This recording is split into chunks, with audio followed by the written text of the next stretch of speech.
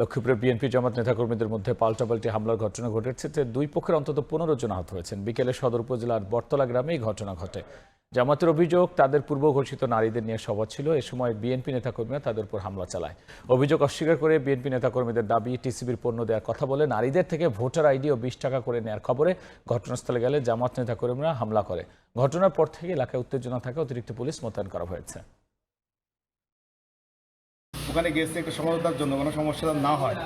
এখানে বিএনপির দুলাল এবং আপনার ভাইয়া দুলাল এদের নেতৃত্বে এই সমস্যাগুলো হচ্ছে।